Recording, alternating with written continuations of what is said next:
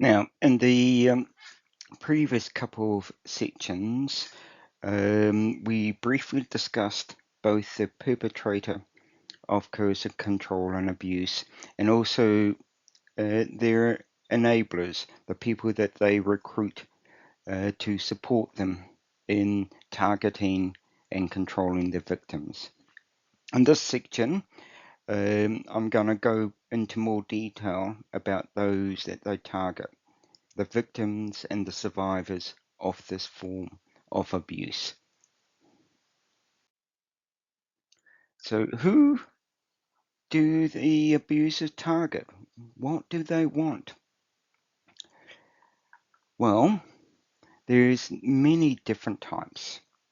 They might be intimate partners, employees, co-workers, people at work, people in clubs and voluntary organisations they are part of.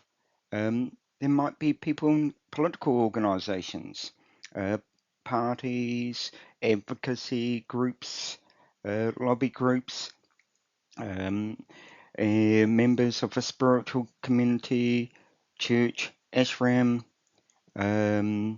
or members of self-help and wellness groups.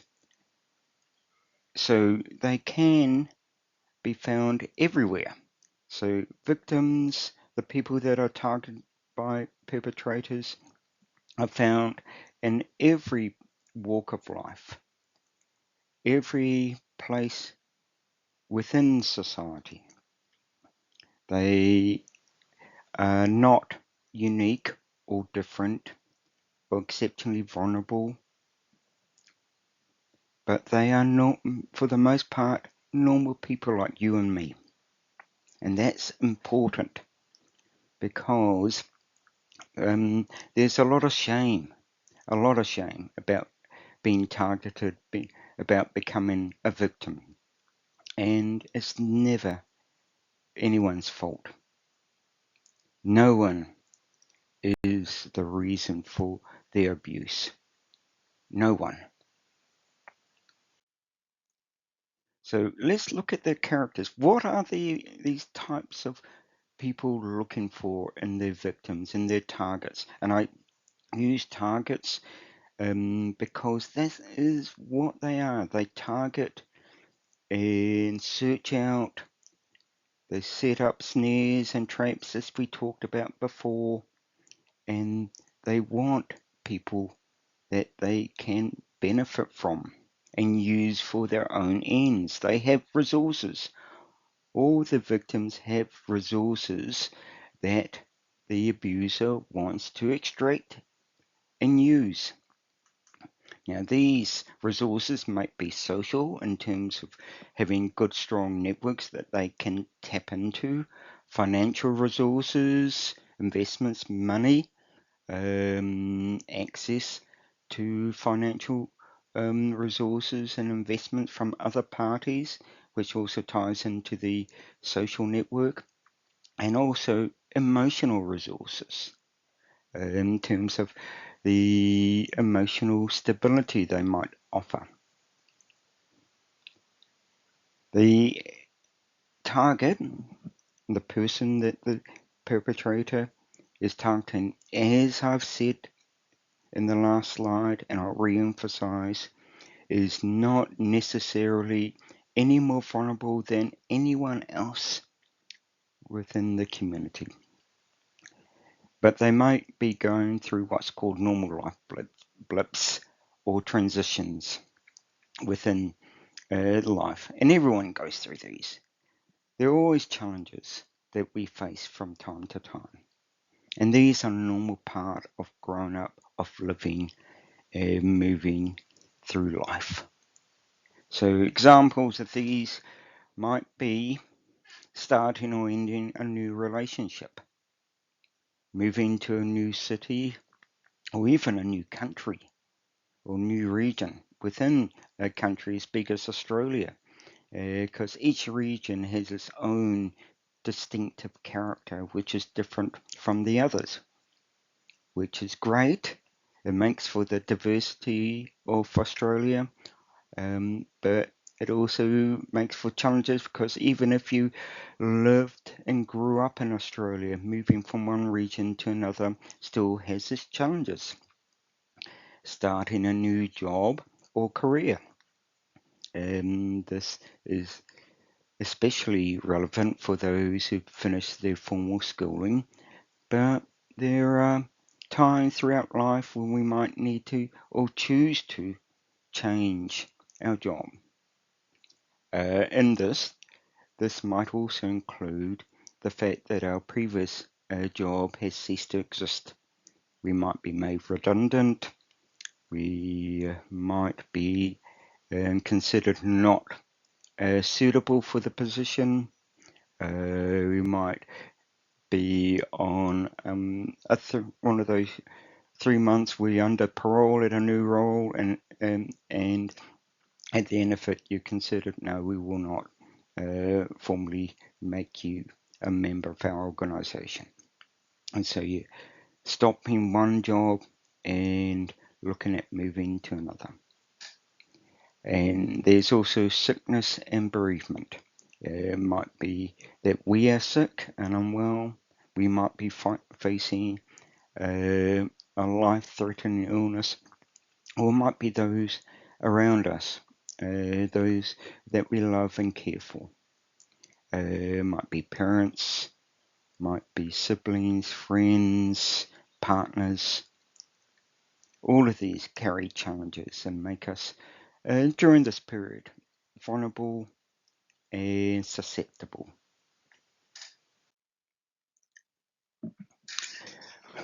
So what is the thing about these challenges to take into account?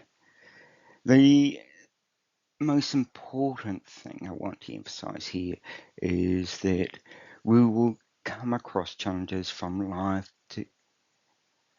birth to death, and at each stage of our life, from infancy to childhood, to adolescence, young adulthood, right through adulthood to the end of life, there will be particular challenges that we have to negotiate and overcome.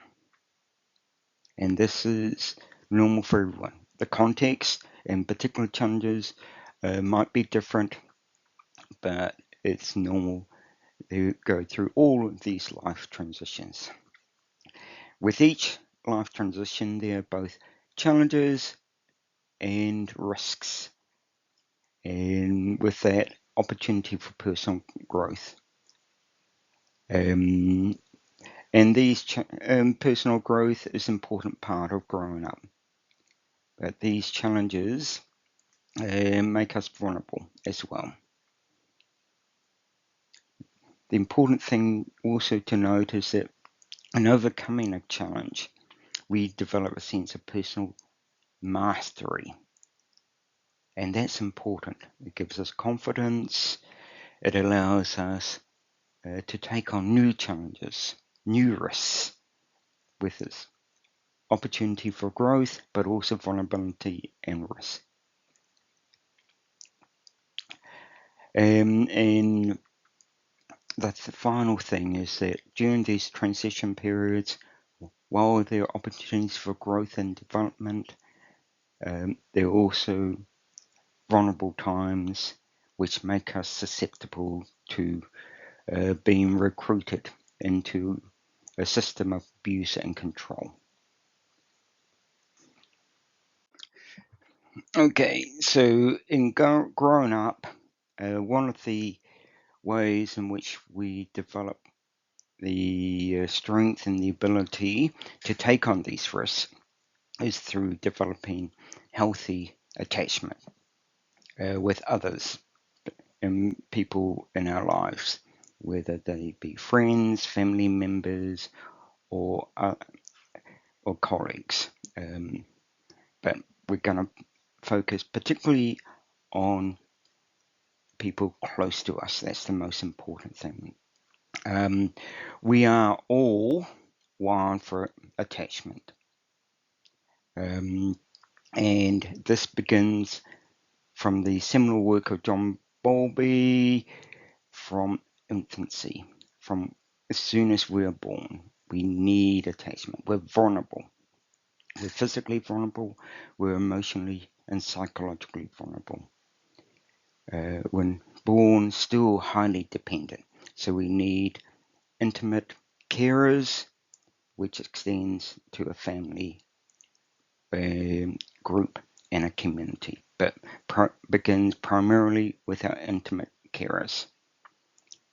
From there, we find a warm, safe, encouraging environment, and this provides that secure base that we can explore and take safe risks. Learn if we make a mistake, go back to a safe base, and then continue exploring and learning and growing. And as our primary carer, our mother, our father, in most instances, or sometimes other members of family, or friends, but primarily mother, father, who, if all goes well, provides us the safe, loving, secure environment with warm, safe boundaries to explore.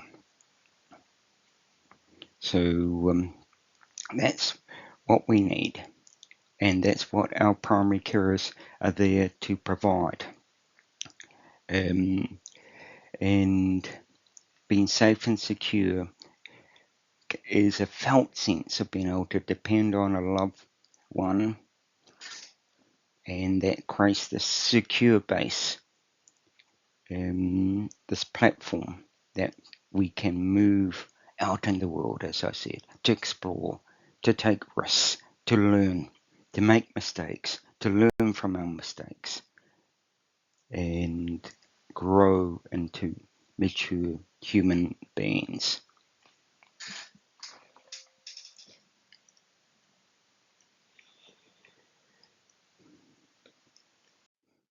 So there are four basic types of attachment that we develop growing up, depending on the environment that we grew up in. The best is what we call the safe, secure. We were provided a warm, safe environment from which to explore, encouragement, ability to learn, make mistakes, and feel loved, feel taken care of. But sometimes and often we might not get this, in which case there might be three other ways that we develop in terms of our attachment styles. The two less advantageous, but still in some environments can be protective to a certain extent, is the avoidant dismissive, where we stand distant and aloof. It protects ourselves from an unstable environment, but can be adaptive, at least in the short to medium term. And at least when it's not too avoidant, too dismissive. And the other one is what's called the anxious preoccupied, where we lack confidence, we're not sure. So we can become risk averse, constantly scanning the environment for risk, trying to be sure that it's safe. Again, there might be certain environments where in the short to medium term this can be helpful. In extreme cases, though, it can become a problem. However, when you live in an environment which is chaotic, unstable, we have what's called disorganized and fearful. In this case, there is fear without solution. In this case, the source of security, the source of that the young child might turn to if they're feeling unsafe, is also the source of the reason why they're feeling unsafe. And The result is a very confused kind of attachment style, very disorganized, very fearful.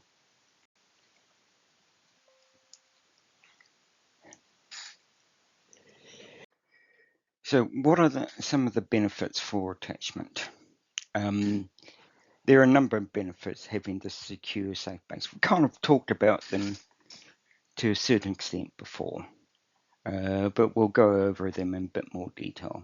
The first, it provides that secure base that allows us to explore, tolerate failure, allows us to tolerate misunderstanding and disagreements, which is part and parcel of life. You're always going to have these misunderstandings with people who are close to us, people we work with our friends, but a safe, secure base, and it allows us to negotiate those and know that a disagreement is not necessarily the end of the world, that we will survive, we'll get through this, we'll sort it out. Or even when there's a rupture in a relationship, to say to themselves that they will get through it. It's sad, it's hard, but it's not the end. And it allows us to let go of what's called the ideal self, this perfect person who exists within our imagination that no one can ever attain, no one can ever reach. And to let go of that and embrace the real self with all our potentials and also all our flaws. And it allows us to be vulnerable with our significant others. For adults, we still need to form attachments. You know, the early research focused solely on infants and young children, which provide us a deep understanding of how we grow up and form relationships. But as adults, we don't stop needing relationships, but the context, the way we form these relationships change. And, the important thing is that they become more reciprocal compared to a primary care when we were growing up as child. And the other thing to look at is these attachments are not like those loose associations we have with acquaintances, maybe work colleagues, maybe people at sports clubs, and they're important. They provide an important sense of community, but what we're looking at here are the deeper, more intimate attachments and relationships. The thing about these deep, irreplaceable attachments is that unlike affiliation, you can move on from someone you've known, that affiliation level and acquaintance, but if there's a rupture in one of these deep relationships, it is incredibly difficult and they are not easily replaceable. And the last thing is that they provide us social capital and resilience when faced with adverse experiences. Now, as we talked about before, and I'll re-emphasize again, it is normal to go through adverse experiences, losses, disappointments, and distress. They are inescapable. To live is to experience these adverse experiences, along with the joyful ones, along with the positive ones. They are painful, they are uncomfortable, but they are survivable, and they are opportunities for personal growth, emotionally, psychologically, and spiritually. With secure attachments, they provide us a safe haven for processing these experiences, to express what we're feeling, what we're thinking, and to process the loss, the grief, the pain, and then come to terms with it. So let's look at the picture of how we respond to a challenge when we meet it. Firstly, a person is confronted with a stressor, whatever that might be. A primary assessment is undertaken where we ask ourselves, and this might be at the subconscious level, might be at the conscious level, what am I facing? Then there's a secondary assessment, which asks, how do I respond to the situation? A helpful response will lead to successful coping. We'll be able to deal with the challenge. We'll be able to grow and process and develop resilience. However, the other side, and there's always an other side here, is an unhelpful response, an inappropriate assessment of what I'm facing and what do I do about it at the primary and secondary levels will lead to exacerbation of unhealthy coping, ineffective coping. And this may lead to further stresses, further appraisals which are unhelpful, and further maladaptive responses in a worsening cycle of maladaptive coping to the challenges we face. The other point I want to raise here is that avoidance is not necessarily a bad thing. An avoidant approach to dealing with these challenges, these life blips, gives us space to process it. So if you come across a major loss, there's the shock, there's the disbelief, there's the inability to understand what's happening. With this, that's a natural response. It's a way of minimizing the initial shock so that we have space to begin the process of assessment and response that is healthier and more adaptive. In the longer term, though, such an approach is not helpful. We can be stuck in this cycle of avoidance. We can never get out of the cycle and process the loss, the grief, the pain, and undertake post-traumatic growth. This avoidant behavior is one, not the only one, but one of the factors that can make us vulnerable to recruitment by an abuser and become trapped in their network and system of subjugation and control.